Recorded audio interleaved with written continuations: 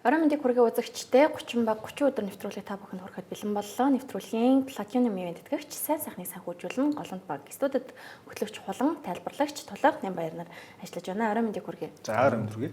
За өнөөдөр бидний онцлох ёстой баг болвол сүүлийн 2 улирал хүлээлтэнд хүрч чадаагүй Phoenix Suns байгаа.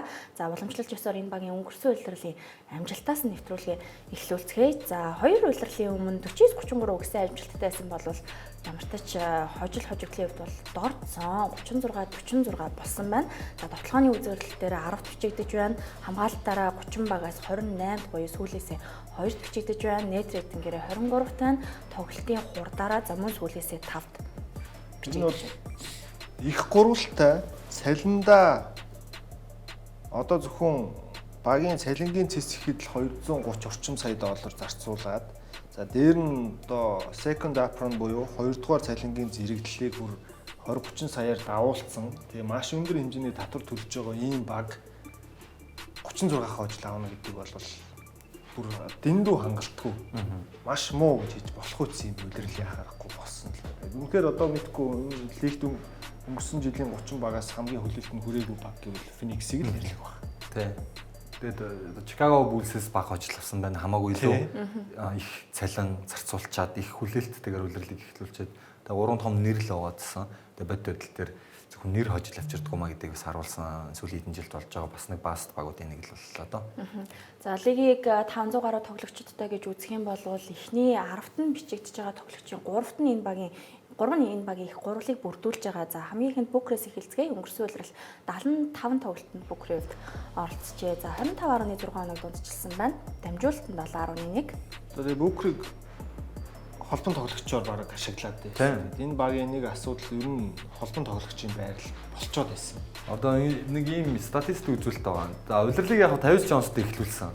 Яг том муугүй эхний нэг 10 тоглолтоосоо 6-4 ч үлээд 7-3 ч гээд дажгүй эхлүүлсэн. Тэрнээс хойш буцаад унаад нэг хамгаалтууд нь болохгүй. Ингээд эхэлж явах үед Booker холбогчоор тоглоод эхэлж үзсэн. Тэгээд Bradley Beal-ийн гимтлээ тэгээд тэр үеэс эхлээд Booker-ийн нэг статистик үзүүлэлт нь 18-аас 19 он улирлаас хойш хамгийн муу статистик үзүүлэлт болсон. 3 шидэлтийн гүйцэтгэл нь 33% болтлоо унсан.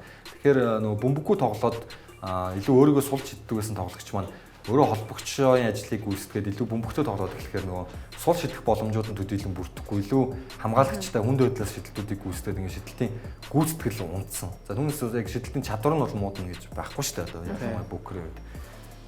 Тэгэхээр нэг холбогчийн байрал дээр тоглоулдаг бас их зөв шийдвэр, буруу шийдвэр. Одоо энэ үлрэлт гэсэн дахиад холбогчоор ашиглах гад байх юм. Энэ тоглогчийг яг нөгөө аврагын хэмжээний баг бүрдсэн, Крис Полли хажууд гэлэлцэж исэн. Яг тэр нөгөө оноо түүхчээр нь ашиглахгүй л байна л да сүүлийн жил. За тэгээ Booker-ийн хувьд өнгөрсөн улирал Phoenix Suns багийн онооны лидер болж бүх цаг үеийн шилдэг тоглогчоор нь бол яах аргагүй нэрлэгдэхээр болсон байгаа. За үргэлжлүүлэн бүгдээрээ Bradley Beal-ийн өнгөрсөн улирлын тоглолтын статистик үзүүлэлтийг сонирхцгоё. За цөөхөн тоглолтод оролцсон 53 тоглолт 17 хоног дундчилсан байна. За тэгээ бөмбөг таслалт нь онцлол 1.1%-тай. Тэгээд Bradley Beal-ийн магадгүй карьерийнх нь хамгийн муу улирал гэсэн байна. Энэ рүүки улирлаас хойших тийм хамгийн муу улирал нь болсон. Тэгээд яг хав ингээд статистик үзүүлэлтийг нэрийг авч байгаа харах юм бол том боломжийн багт хэрэгтэй л ийм л тоглогчийг харагдана л да. Тэгээд гол нь нөгөө ройл болон үүсгэсэн байсан хүлээлт авч байгаа цалин эдгээртэй харьцуулахаар ерөөсөн маш муу үзүүлэлт болоод хувирчиж байгаа. Тэгээд нэг хэсэг чинь бас бүр Bradley Beal-ийг холбогчоор тоглуулна гэсэн. Бас өөрөөр ингээд их буруу бүрэлдэхүүнэл бүрдүүлсэний сул тал гарсан л да. Bradley Beal, Devin Booker хоёр бол ер нь тоглолтын арга барил төстэй нэг байрлал хоёр тоглогч. Энэ дээр нь хэдийгээр нуруулагч гэсэн тоглолтын арга барил бас төстэй илүү оноо авах чиглэлийн тоглогч Kevin Durant-ийг нэмсэн. Тэгээ уруулаа тус бүрдээ багийн лидерүүд байсан. Ийм эрхмүүдийн хооронд нь нийлүүлчихсэн. Тэгээ энэ нь өөрөө ингээд баг ямар ч довтлооны зохион байгуулалтгүй хамгаалалт нь нэрчгсэн яг хин хар ажил явах нь мэддэхгүй гэдэг. Маш олон сул тал сөрөг дагавруудыг авчирсан. Тэгээ сүүлдээ бүр сэлгэнээс ашигласан шүү дээ Bradley Beal-ийг. Тэгээ сэлгэний түүхэнд хамгийн өндөр цалинтай сэлгэний тоглогч. 50 саяын цалинтай сэлгэний тоглогч болж хувирсан шүү дээ. За тэгээд маш өндөр хүлээлтийг тавьсан байсан ч тэр хүлээлтэнд хүрээгүй. За цалиндаа ч гэсэндээ хүрсэн үр дүнг үзүүлж чадаагүй учраас их гурвал ямар тач өнгөрсөн зун бол саллаа. За Bradley Beal, Kevin Durant хоёр бол өөр багууд руу явсан байгаа. За тэгээ Брэдли Биллийг гэрээг нь худалдаж авсан. Энэ бол мэдхгүй одоо баг лигийн түүхэнд хамгийн өндөр мөнгөнд дүнг худалдаж авч 5 жилд хувааж цалингийн өгөх юм шийдвэр болсон баг. Тэгээ мөнгөөр нь 100 саяын гэрээ худалдаж авч байгаа шүү дээ. 2 жилийн гэрээ хөлдсөн байсан. Тэгэхээр 100 саяын гэрээг одоо 5 жилд нэг 20 орчим саяар нь хувааж 20 саяар 5 хувааж өгч байгаа тийм. За тэгээ Кевин Дурантыг бол сольсон. Тэгээ Дурант ч өөрөө ер нь солигдох хүсэлтэй байсан. За тэгээ Тайс Джонс явлаа. Боол чөлөө тагент болж бас гэрийн сул боллоо. За тэгээд Дэймон Ли, Коди Мартин, Монти Моррис, Мессин Плантлиг ерөөсө холбогчоор тоглох 2 хүнийг явуулж байгаа. Авчирч үзсэн. Тэгээ хоёулын хангалттай бас сайн ашиглаж таагүй. Төв тоглох 2 хүнээ явуулчихж байгаа. За тэгээд хамгаалагч тавтагчийн байрал тоглох 2 хүнийг явуулсан. За тэгээ нэмээд 2 супер одоо явуулсан. Бүтэн цэвэрлэгээл явчлаа л та. Тэгэхээс ч аргагүй л удирдал болсон л та үр дүн нь бол угаасаа. За тэгээ эцэст нь их гурвал саллаа. За энэ ч угаасаа баг лигийн түүхэнд хамгийн том бүтлгүүтлийг харуулсан их гурвал болчих шиг боллоо. Одоо өмнө нь юу гэдгийг за Бруклинд Кевин Гарнет, Пол Пирс, за тэгээд одоо Волс ч гэдэг юм уу те ингээд нэг юм Ахмадтай бас их гурвал гэж энэ нэршил рүү бас төгөж очихгүй зэн бүрэлдэхүүн бүрдүүлээд фейлцэн тохиолдож Джонсон тий. Тэр бол дандаа ахмад тоглогч байсан. Одоо тэгэхээр за яг Дурант мэдээж ахмад тоглогч. Брэдли Билл Букер хоёр бол ер нь карьер нь яг эд байх үедээ ингэж нийлж байгаа шүү дээ. Гэтэ Дурант ахмад болсон ч гэсэн нөгөө талбайдах нөлөө, дундчилдаг оноо авалт бол яг л хിവэр Эрдийн Дурант байсан юм өдрөлд ингэж бүтлгүүцсэн гэхээр яхахгүй энэ бол түүхэнд байгаагүй том бүтлгүүтэл болсон баха. Одоо ер нь энэ лигийн цалингийн журам татврын энэ чанга системээс болоод одоо ер нь цаашдаа энэ 3 супер од 3 өөр багийн лидер байсан тоглогч нэг баг дээр ингэж цуглах боломжийг бол лиг улам хааж ирж байгаа. Тэгэхээр энэ гурваар баг энэ 50-аас саяын цалинтай 3 тоглогчийг нэгтгэдэг энэ үйл явдал бараг ингээд дуусгар болж байгаа. Одоо бол багууд ихэнхчлэн 2 тонн супер одтой. За тэгээ бусад нь одоо тойрсон юм үүргийн тоглогчдоор бага бүрдүүлдэг болж эхэлж байна. За тэгээ Phoenix Suns-ийн хувьд зөвхөн талбайгаас гадна талбайн гадуур дасгалжуулагчтайгаа Kevin Durant ч гэсэндээ таагүй харилцаатай болсон байсныг бид өнгөрсөн жил тоглолтын дараа бол харсан. За Kevin Durant одоогоор Rockets руу явсан. Тэгвэл өнгөрсөн үеэрл Suns-д байхдаа 62 тоглолтод оролцсон юм байна. 26.6 оноо, 6 самбар, 4.2 дамжуулалт гэсэн үзүүлэлттэй. 7 наснда ийм үзүүлэлттэй тоглож штэ уг нь. Одоо 25 оны үеэрл гэхэд 88 оны тоглогч Durant 37, 36, 37 наснда ингэж тоглож ийн гэхээр бүр хаа байсан юм аахгүй Durant бол энэ зодог тайлагч гэдэг юм уу те 53% довтлооны гүйцэтгэл тэгээд 44%-ийн 3-аас шидэлтэй гүйцэтгэл гэдэг бол ховор үзүүлэлт те. Тэгээд 50-40 клубд жил болгон л бараг багтахуйц ийм амжилтыг Durant угаасаа руки жилээс эхлээл ер нь үзүүлж эхэлсэн. Ялангуяа Durant-ийн өндөр довтлооны хувь бол бүр Golden State Warriors одоо тэр оцсон цагаас эхлээд бүр дандаа 50-аас дээш өвтэй удирдал болгонд авталдаг болсон. Яг тэр нь одоо хүртэл ингээд бараг 10 жил үргэлжилж шít. Тэр хүнд гэмтэл авсан. Тэгээ үнэхээр тоглолтын арга барилаасаа тэгээ биеийн жин бас хөнгөн давуу тал болдог. Вембиг жишээ нь орж ирэхэд бас гэмтчих болов яах бол тэрхий туранхаа байна гэдэг. Яг сан дээр ингээ анзаархад туранхаа тоглогчдын карьер уртаа гаддаг л та. Одоо Shea байна те. KD байна. Одоо Wemby байна. Ингээд ер нь бол нэг хүнд гэмтэл авсан ч гэсэн харьцангуй гайгүй байна. Одоо эсрэгээрээ Embiid ч юм уу юм том биетэй тоглогчдын гэмтэл бол илүү хүнд тусаад байна. Тэр өвдөг шагаан дээр ирэх ачаал угаасаа энэ жингээс болоод шалтгаалж байгаа учраас энэ туранхаа гэдэг юм уу да одоо жингийн хувьд бас яг нурууныхаа өндөрт таарсан энэ тоглогчдын хувьд бол харьцангуй гэмтгний харахгүй бага байгаад байдаг л та. За ингээд Kevin Durant бол Rockets руу явсан маш сайн зохицож тоглолтын арга барилын хувьд зохицох багтаа очсон гэсэн дүгнэлттэй байгаа. Манай хоёр тайлбарлагчийн хувьд за тэгвэл зөв голборолтоо орсон уу? Ирсэн тоглогчдын зохицож чадах багийг арай өөр төвшөнд хүргэж чадах тоглогчид мөн үү? Энэ тал дээр ямар бодолтой байна? Гэхдээ одоо тэгээд нөгөө боломжит байсан хамгийн ойрхон нөлөөлөл хийсэн бол одоо өмнөөс ч илүү уг нь өөрчлөх боломж уг нь байх магадлал бол байсан. Гэхдээ нөгөө Bradley Beal гэдэг хүний чинь энэ зах зээл дээр гэрээг нь авах баг байна. Энэ зүйлээс болоод одоо жишээ нь юу гэдэг Bradley Beal өнгөрсөн жил ингээд ажгүй тоглолцсон тий. Юу гэдэг нь 20-с дээш оноо аваад ихчийг тоглоод гараандаа тоглоод ингээд багийн амжилт яг уу нэг 40 хэдэн ажилтаа дуусаад ч юм уу плей-офф чалгараад ингээд явцсан бол энэ 100 зориг гаргаад Брэдли Биллийг солих гэхэд тэр зах зээл дээр сонирхох магадлал нь хамаагүй өөр байх байсан. Тэгтэл 50 саяын үнэтэй сэлгээний тоглогчийг авах баг угаасаа өөр болтоогүй. Тэгээд тийм учраас тэд гэрийг нь хөдлөж авахаас өөр сонголт болсон. Хэрвээ солилцоонд оруулсан бол энэ ирсэн тоглогчдоос сайн тоглогчдыг авчих боломж байх байсан баг. За тэгээд Дилан Брукс, Джейлен Грин хоёрыг бол Дүрантийн оронд авчирсан. За тэгээд өнгөрсөн жил өмнө Шарлоттын дугаар дээр бас харуулжсэн Марк Уильямс эцэст нь дахиад ирлээ. Тэгээд 6 сарын дотор Феникс Санс баг Шарлотттой 2 төвийн тоглогчийг солиод авчлаа. Тэр бас нэг талаараа бас өөрсдөнд нь хэрэгтэй солилцоо болсон баг. Гэхдээ нэвтрүүлгийн эхэнд хэлжсэнчлэн нөгөө л холбон тоглогчийн асуудал энэ баг дээр бол хിവэрэ байгаа. Одоо энэ ирсэн тоглогчдоос ерөөсөй холбогч байхгүй байгаа шүү дээ. За Бүкрийн арга барилд Джейлен Грин юу нэр зогцох юм бол Джейлен Грин бас энэ үйлрлийн багт ирчээд байгаа шүү дээ. За Rockets тахтаа бол боломжит бүх тоглолтонд оролцсон байсан. 21 оноод дундчилсан байна. Тэгээ илүү хамгаалдаг системтэй багаас нэг тийм системгүй юм шиг уучраа олохгүй байгаа багт ирчээд байна л да. Мэдгүй би бол нэг тийм миний зүгээр хувийн зүгээс бол нэг тийм найдлага бол алгал байна. Брэдли Биллээс яг хав арай илүү ирч хүчтэй энэ тоглолтыг л харуулах байхаа. Гэхдээ үр дүн нэг тийм хол зүрхгүй болов. Ойролцоол байх өнгөрсөн жилдээ. Тэгээ Дүрантийн солилцоонд хамгийн нэг үнэн хүрсэн авч болох тоглогчд нь Дилан Брукс, Джейлен Грин байлаа. Тэгээ Дилан Бруксыг цааш нь ашигладагч бай, дахиад цааш нь явуулдагч бай, хангалттай өөр багуу сонирхон. Джейлен Гринийг гэсэн ерөн зүгээр бас солилцоонд оруулчих болно. Ирээдүйд. Ирж ашиглаж байгаа. Нас залуу байна. Нас залуу. За бүр Бүкртэй бол гар нэлтэлтэй бол үнэхээр мэдэхгүй байна. Бас л тоглолтын арга барил адилхан нэг байрлалын хоёр тоглогч л нэгцчихлээ. Тэгээ цаахан чөлөөтэй хурдан хэмнэлтэй Эмил Сакс тоглосон, оноонд уралдсан Саксыг тоглож үзүүлэх бах та ирэх үлрэлт. Феникс Санс баг. Гэхдээ нөгөө үр дүн хожлын тоон бол өнгөрсөн жилээсээ нэг тийм хол зүрхгүй байна. Тийм ойролцоо нэг 35 руу ажиллах болох тий. Байгуул их юм. Би бол ер нь зүгээр тэрнээс доошлж байна. Тийм Devin Booker-ийн ер нь Феникс Санстай карьераа эхлүүлж исэн нэг эхний 1-2 үлрэлтээ төсдөө тийм л тааруу бүрэлдэхүүн бүрдсэн тиймэрхүү тааруу амжилтыг үзүүлсэн. Ер нь Devin Booker-ийн сүүлийн хэдэн жилд үзүүлээгүй хамгийн амжилт тааруу үлрэлтэнд болж өнгөрөх байх карьерийн хувьд. Нэг жилиг ер нь бол Booker нэг сайхан амралтын байдалтай өнгөрөөчих واخа энэ жилиг. За тэгээд Брукс болон Джейлен Гринер зогцохоос хамаарч өвөлч гэсэндээ солилцоо хийхийг өгөөсөхгүй юм тийм ээ. Ингээд үзэгчдийн хүрээд 30 баг 30 өдөр нэвтрүүлэг хэсэг хугацаанд завсарлаж байгаа нь эргэж ирэхдээ бид багийн цалингийн зэстэй танилцъя. Нэвтрүүлгийн хамтран ажиллагчаар хамтдаа төрүүлж алах нь Unitel Group байлаа.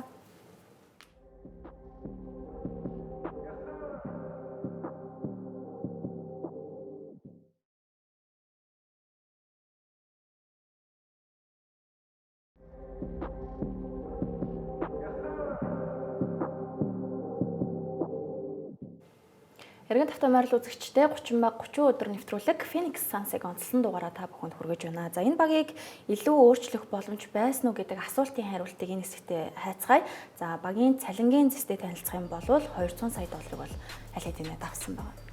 Тийм гэхдээ 200 саяыг давсан ч гэсэн за ямар ч байсан одоогоор бол цалингийн 2 дугаар зэрэглэлт бол арай хүрээгүй байна. Ямар ч нэг 18 сая доллар дутуу. Тэгэхээр илүү тийм нэмэлт онцгой одоо олон үржүүлсэн татвар бол төлөхгүй гэсэн үг. Гэхдээ л ер нь бас өндөртөө л орох цалин энэ бол яг ийм бүрэлдэхүүн бүрдчихэд байгаа нөхцөл төр. Тэгээд хамгийн өндөр цалингийн чи угаасаа Booker л авч ийн л та. Тэгээд угаасаа баг лигийн дүрм заасны дагуу багийнхаа хамгийн одоо макс гэрээтэй тоглогчид тухайн жилийн цалингийнхаа 30-35%-ийг зарцуулах шаардлагатай байдаг. Тэгээд тэр л гэрээгээ Booker төгсөн. Booker ч гэсэн жилийн одоо 53 сая долларын цалин гэрэх хүлээлт авах гэдэг ингээ байж. Тэгээ араас нь Джейлен Грин, тэгээд Дилан Брукс. Энэ гурвал одоо энэ зурагт харагдаж байгаа гурвал 50 сая, за нэг нь 30-д, нэг нь 20-д саяын цалинтай л байна да. За үргэлжлүүлэн бүгдээрээ 26-аас 27 оны үеэрэлд баталгаад гэрээтэй тоглогчдын ус нэгтийг хамтдаа харцгаая. За цөөн буюу ердөө 7 тоглогч байгаа. Дэч тэргүүн үеийнх нь бүгд. Одоо эндээс нөгөө Джейлен Грин, Дилан Брукс хоёрыг явууллаа дахиад сэргийн босголтонд орох уу? Тэгэхээр ингээ Booker тэрийг хүлээх үү те гэдэг асуулт гаргаж ирнэ. За эсвэл эндээс одоо эрх үйлрэл туршилтын жил болгоод Джейлен Гринийг өөр одоо 4 номерын тоглогч болгох солилцоо ашиг хийдэг ч юм уу. Тэгээ дахиад Booker тойруулаад шинээр баг бүрдүүлээ дахиад плей-оффын баг босохгүй гэдэг сонголтын дээр ирнэ. Би бол одоо нэгэнтээ ийм нөхцөлөд орсон юм ч бүгдийг нь сайхан цэвэрлээ дахиад унаад шинээр бүгдийг эхлүүлээ яасан бол доо гэдэг бодол төр байна. Одоо энэ зүгээр үзэгчд маань харж байгаа бол энэ 7 тоглогчийн байрлалын л зүгээр харахад Эмчлийн руки Хамаан Малвачаас бусад бүх тоглогчид нь ерөөсөө 1-2 намын байрлалын тоглогч байна. Тэгэхээр одоо нөгөө Ник Ричардс, нөгөө Марк Уильямс, одоо энд байгаа төвийн тоглогч нар. За тэгээд руки гэрээний сонголтоо хүлээж байгаа одоо Игодороч гэдэг юм уу, Райан Данч гэдэг юм уу. Эдгээр тоглогчдын бол нөгөө гэрээн баталгаажгүй байгаа учраас энэ дээр бол байхгүй. Одоо энэ байгаа цалингийн зэстээр Райан Дан, Игодоро хоёр жишээ нь руки гэрээний сонголтыг өгөх ёстой. Тим сонголт ирнэ. Тэгэхээр тэрийг бас Phoenix Suns-ын зүгээс яг өөрсдөө өгөх нь эсвэл багаас чөлөөлөх нь. Райан Данд бол мэдээж өгөх байх. Игодоро жишээ нь яах нь гэдэг ч юм уу.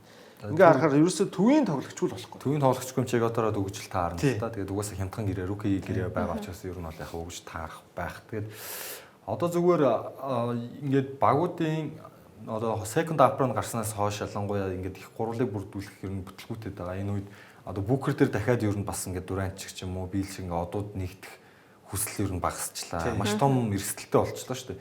Тийм учраас энэ баг ингээд яг Booker дээр болохоор дахиад баг босомд маш хүнд юм нөхцөл байдал дээр л ирчээд байна л да. Ер нь ингээд бусад багуудыг харахаар доор хаяж хоёр лидер нь тодорхой.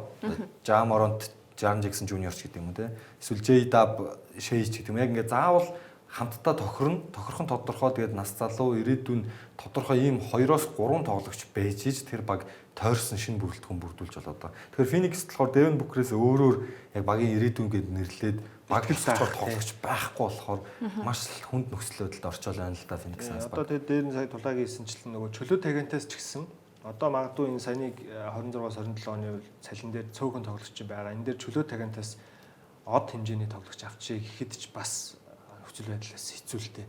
Яг ингээ харах. Яг нөгөө Booker дээр яг ирэх од хэн байх вэ гэдэг чинь нэлээд эргэлзээ төрүүлсэн үйлрэл жишээ нь өнгөрсөн жил болчлоо. Энэ жил ч ялгаагүй тэр үргэлжлэх гээд байх шиг байна. Тэгэхээр ер нь бол Phoenix-ийн хувьд шинэ эзэн аваад ингээд менежментийн хувьд өөр өөрчлөлтүүд хийгээд маш хурдан амжилтанд хүрэх гэж их гурвал бүрдүүлж оролдоо бүтлгүүтлээ. Одоо дахиад дараагийн шинжилгээ эхлүүлж ингээд энэ бол нэлээд 4-5 жилийн процесс ер нь үргэлжлэх шинжтэй байх. Тэгжиж Phoenix нэг дараагийн түвшинд гарч нөгөө хуучин 22 онд финалд жисэн тэр баг буцаж эргэж ирэх боломжтой болов гэж харж байна. Ойрын хэдэн жилдээ бол нөхцөл байдал нэлээд левгүй байна. За Devin Booker баг удирдах аврагт хүрэх боломжтой юу? За эсвэл өөр од тоглогчоо дараагийн удирлуудад энэ баг хайх ёстой юм болов уу гэдэг асуултыг бид удирдал эхлэхээр хариултыг нь хайж болох байх. За үргэлжлүүлэн гарааны бүрэлдэхүүнийг харцгаая. За унаад цэвэрлэгээ хийвэл зүгээр гэж түрүүнд толгой ярьжсэн тийм ээ.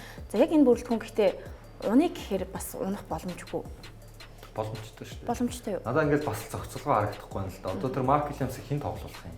Бас гэмтдэг тоглогч байна. Холбогчгүй бай. Одоо мэдгүй энэ баг Chris Paul-оос хойш юу? Jalen Green, Devin Booker хоёрын хинэн тоглохын эрхлэл номер 1 байх юм. За яг Booker байх л да. Тэгвэл Jalen Green бөмбөггүй тоглох чадвар тийм сайнгүй гэдгээ өнгөрсөн плей-офф харуулсан. Уг нь илүү бөмбөггүй тоглолт сайтай шүү дээ. Эсэргээрээ. Тэгсэн чинь Booker-ыг ингээд холбогчоор ашиглана гэсэн байдаг. Тэгэхээр энэ баг яг нөгөө нэг тоглогч нартай зориулж бас нэг боловсруулах тэр нэг довтлооны ч гэдэг юм уу тэр арга барил бас байхгүй л. Тэгээд дээр нь энэ Mark Williams бол удирлын тоглолтын таалдан л гинтдэг тоглогч. Угаасаа карьертаа лиг дэлсэн цагаас эхлээд бүтээлэл тоглож үзээгүй. Бас л том битээ өвдөгний асуудалтай энэ тоглогч. Тийм учраас Charlotte ерөөсөө энэ тоглогчоо салах гэсээр байгаа л тэгэл зүтгэсээр байгаа л юмрцсан салж чадсан. Одоо энэ багт ерөөсөө нэг тогтвортой итгэл даах үз тоглолт үзүүлэх чадамжтай ганц хүн баг Booker тэгээд Brooks хоёр л болж байгаа юм шүү дээ. Brooks бол мэдээж өөрөө илүү хамгаалтын зүтгэлтэй тоглодог учраас тэр чанараараа багт бол уг нь их хэрчүүж авчирдаг юм тоглогч. Одоо ингээ өрнөд бүсийн өрсөлдөөнийг харахаар ерөөсөө энэ багийн хожиж байгаа баг нь харагдахгүй байна л да. Бараг Sacramento Kings-ийг ч угаасаа очихгүй баг байгаа байхгүй яг хэсэм нэрээ. Хамгаалтаа л өнгөрсөн жилээсээ тэр 28 бичигдсэн хамгаалтаа л өшөө сайжруулахгүй болвол үр дүн адилхан гарах байх л та. За хамгаалтаа сайжруулах гэсэн ч бас дасгалжуулагч дээр нэг асуудал байгаа. За гэхдээ энийг дараагийн хэсэгт ярьцгаая. Үргэлжлүүлэн сэлгээний бүрэлдэхүүнийг харъя. За сэлгэн дээр ч гэсэн одоо яг Jared Butler бол бас илүү оноо авах чиглэлийн холбон тоглогч. Ер нь 2 номер л тоглогч. Тэгээсэндээ бол 2 номер. Sixers бол холбогчоор тоглож үзээгүй үзээгүй. Тэгээд ингээ харахаар энэ багт яг үүндээ цэвэр холбон тоглогч гэдэг хүн сэлгээнд нь ч байхгүй. Grayson Allen бол шидэгч. Royce O'Neal, за тэгээд Nick Richards, Charlotte-ийн 2 төвийг гараа сэлгээндээ авчирсан байж. За тэгээд Oso Ighodoro гээд Ryan Dany-аас гарч тоглох. Ийм л тоглогч нартай байна. Гэхдээ ер нь зүгээр нэг өнгөрсөн жилийн Шарлотт л байгаа байхгүй юу багцаа. Нэр яг арай илүү ур чадвартай Booker гэдэг одтой л. Гүй яг хөө зүгээр ингээд удирлаар нь харах юм бол Lamelo Ball-ын ч гэсэн статистик үзүүлэлт бол бас л амар шүү дээ. Тэгээд яг бас ч гэж 50 тоглолтод оролцсон тийм өнгөрсөн. Тэгээ ингээд бодохоор за нэг Jalen Green-ийг Miles Bridges-ийн хэмжээнийх гэж бодсоч л доо. Ингээд Dylan Brooks-ыг болохоор одоо хинч гэдгийг яваагүйсэн PJ Washington ч гэдэг юм зам. Brandon Miller ч гэдэг. Brandon Miller ч бүр илүү. Ингээд сэлгэмлийг нахаар баг Charlotte-оос ч юм уу бүрдчихэд байгаа юм шиг харагдаад байна надад бол.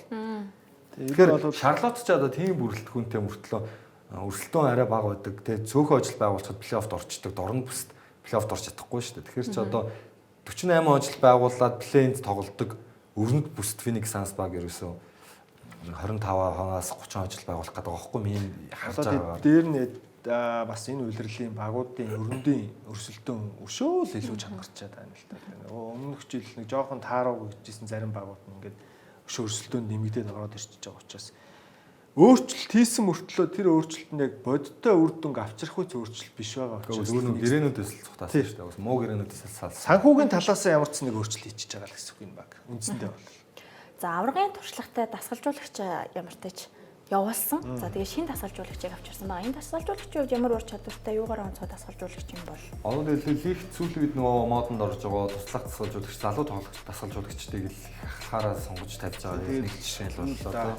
Бас л довтлооны дасгалжуулагч. Одоо Cleveland Cavaliers багт өнгөрсөн удирдлийн тэр гайхалтай довтлооны гол туслах дасгалжуулагч нь Jordan Ott байсан. Тэгэл ямарчсан ирлээ. Гэтэ яг мэдээж шинэ залуу ийм дасгалжуулагч авчирж байгаа нөхцөл туслахуудыг бүрдүүлэхдээ багийн удирдлагууд бол ер нь дасгалжуулагч өөрөө ч гэсэн илүү юм туршлагатай хүмүүсийг авчирдаг. Тэр ч утгаараа David Fisdale, Chad Forcer, за James Posey, Brent Barry гэдэг бидний одоо ичнээ танил ийм NBA-ийн тоглогч байсан, өмнө нь дасгалжуулагч байсан ийм туршлагатай эрхмүүд ямар ч түүний дасгалжуулагчдын багт бол багтчихсан байгаа. Тэгэхээр ямар ч гэсэн энэ багийн довтлохоо бол бас нэг өөрчлөлт орох байх.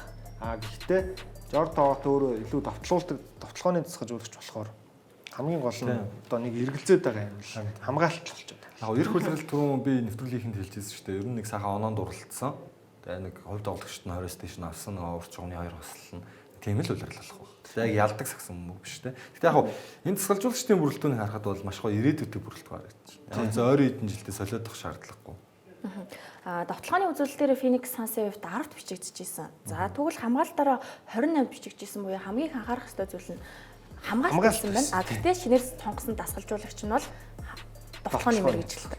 Гэхдээ яг David Fisdale дасгалжуулагч байна л да сэлгэнд нь. Fisdale дасгалжуулагч бол олон жил ер нь бол маш сайн лигийн ер нь маш сайн туслах дасгалжуулагч. Memphis-ийг хамгийн гоё тоглуулжсэн. Очсон газар болгоны хамгаалтыг хариуцдаг. Тэгэхээр яг үндсэн дасгалжуулагч довтлооны дасгалжуулагч гэх тэр багийг довтлооны баг гэж бас ойлгож болохгүй. Үндсэн дасгалжуулагч бол талбай дээр шийдвэрүүдийг гаргана, том шийдвэрүүдийг л гаргана. Туслах дасгалжуулагчид яг тэр довтлооны хувилбар, хамгаалтын хувилбар, видео үзэхдээ бүх анализ дүгнэлтүүдийг ахлах дасгалжуулагч гэж тайлагна. Тэгэхээр дасгалжуулагчдын багийг тэр чигт нь харж иж бас энэ багийн хамгаалтын чадвармжийг талаар ярих хэрэгтэй. Тэгээ дээр нь бас бүрэлдэхүүнийг харах хэрэгтэй шүү дээ. Одоо энэ бүрэлдэхүүнд бол энэ дасгалжуулагчид буруугүй шүү дээ. Тий, энэ бүрэлдэхүүн нь өөрөө хамгаалахад бас хэцүү бүрэлдэхүүн болчиход байна. Тэгэхээр зүгээр яг энэ дасгалжуулагчид бол хугацаа хэрэгтэй авах. Тэгээ өөрөх хүссэн багаа бүрдүүлэх боломжийг олох хэрэгтэй авах. Jalen Green Brooks хоёрын хувьд Rockets-ээс ирсэн. Rockets зур маш сайн хамгаалттай баг байгаа даа шүү дээ. Тэгэхээр багийн хамгаалалт арай сайжрна гэж ойлгож болох уу? Jalen Green-ийн хамгаалтыг багаараа нуудаг байсан л да Rockets. Нэг тоглогчийн хамгаалтыг нууж болдог байхгүй. Тэгвэл эсвэргээрээ энэ баг дээр ирэхээр Dylan Brooks 3-4 тоглогчийн хамгаалтыг баг нуух шаардлагатай болчихж байгаа. Тэгэхээр боломжгүй зүйл болчихж байгаа. Яг Ryan Dany урт мөчтэй. Гэтэ залуу тоглогч за хамгаалтын систем яаж тохирохыг мэдэхгүй байна. Mark Williams бол бодтой талбайдаа өмдөж үлэмж бийтэй. Гэхдээ хөдөлгөөн маш удаан. Пост хамгаалт угаасаа таар. Яг зөвхөн одоо яг статистикаар нөгөө тоолоод хаалтын тоолол Mark Williams хаалт хийдэг л дээ. Гэхдээ яг одоо энэ шилдэг төвийн тоглогчдын эсрэг пост хамгаалтыг хийхэд бол хөдөлгөөнд эндүү удаан байна гэдэг. Тэгэхээр тэр тал дээр л угаасаа энэ багийн хамгаалт нэг тийм сайжрах үс гэдэг дээр бол би итгэхгүй байгаа.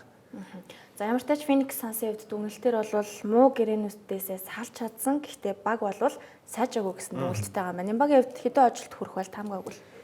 За ер нь 30 хожлол авах болоо да гэж бодож байна. Өнгөрсөн удирлалаасаа ч давна гэдэг хэцүү баг. Тэгэхээр 30 хожлолтой удирлыг дуусгах болов гэж бодож байна. Толгой болохоор 35 гэсэн байна. 25-аас 30 гэсэн л дээ. Ер нь 25 л баг. За баярлалаа. Ингээд үзэгчдээ Phoenix Suns-ыг онцлсан 30 ба 30 өдөр нэвтрүүлэг энд хүрээд өндөрлөж байна. Нэвтрүүлгийн платинум ивент тэтгэгч сайн сайхныг санхүүжүүлэн голланд банк байлаа. Баяр та үзэгчдээ. Баяр та.